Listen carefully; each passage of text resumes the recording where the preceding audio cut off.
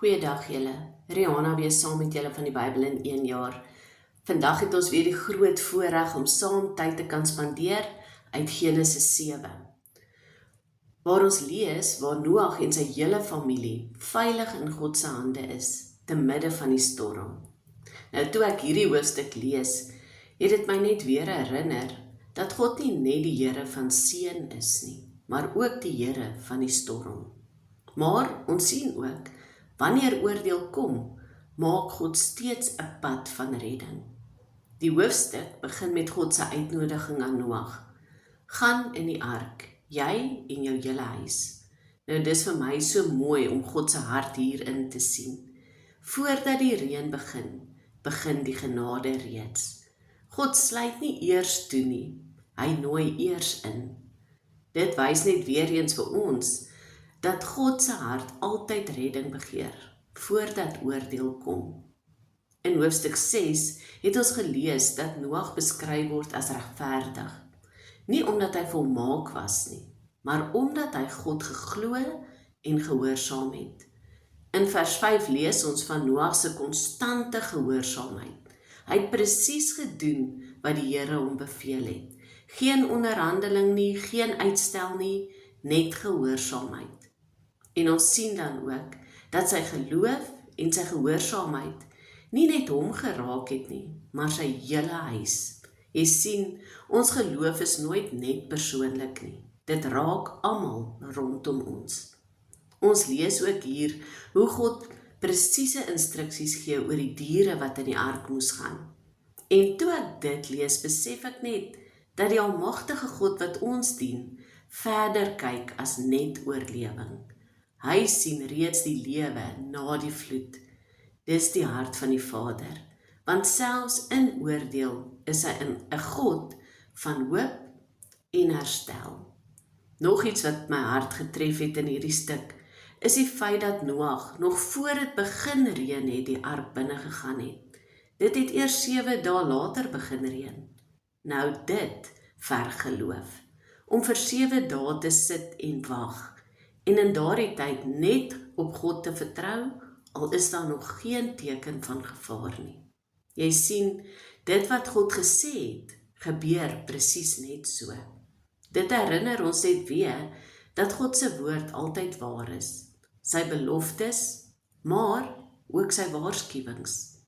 In vers 16 gebeur een van die kragtigste oomblikke in hierdie hoofstuk, wanneer ons lees, en die Here het agter hom toegesluit. Noag het nie die deur self gesluit nie, God het. Jy sien, nie Noag of sy familie se redding was as gevolg van Noag se prestasie nie. Dit was God se werk. Noag se taak was net om in gehoorsaamheid in te gaan en te vertrou. Dan lees ons verder hoe dit na 7 dae begin reën het en hoe die water begin styg het en alles buite die ark vernietig het. Selfs die hoogste berge was nie veilig nie. Dit wys vir my en jou dat geen menslike krag, wysheid of posisie kan red nie. Net God se voorsiening bring redding en lewe. Maar dieselfde water wat oordeel gebring het die ark ook opgelig. Dit wat ander vernietig het vir Noag redding gebring. Die ark het gedryf en nie gesink nie.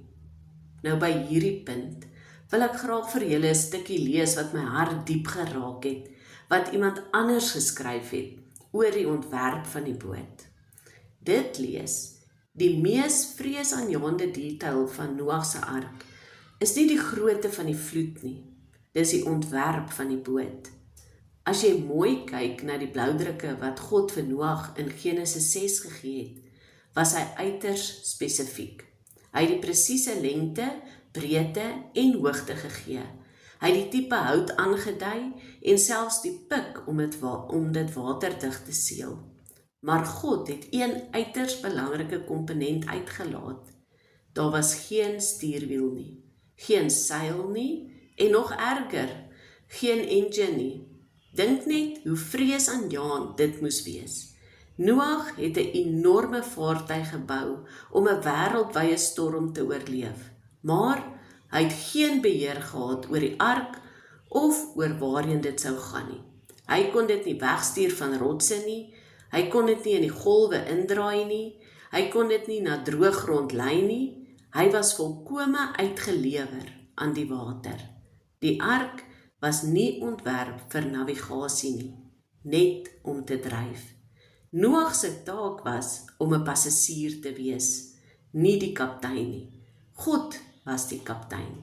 Nou dis 'n prentjie van jou lewe op hierdie oomblik. Jy probeer 'n stuurwiel sit op 'n situasie wat God wil hê, jy moet eenvoudig net deurdryf. Wel, is dit nie mooi gesê nie?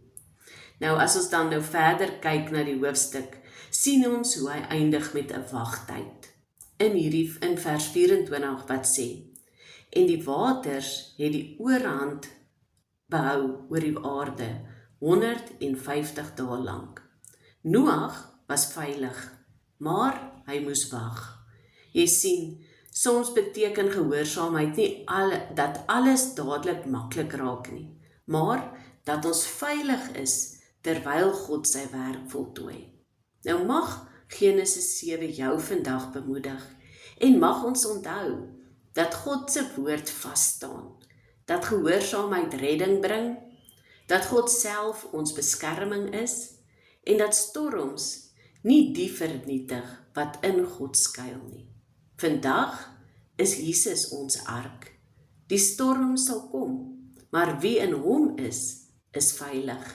Jy sien, die vraag is nie of die reën val nie, maar of ons reeds binne God se genade is. Mag ons, soos Noag, God vertrou, ingaan wanneer hy roep en rus vind, dat die Here self die deur agter ons ook sluit vandag. Julle moet 'n mooi en geseënde dag verder hê. Totsiens.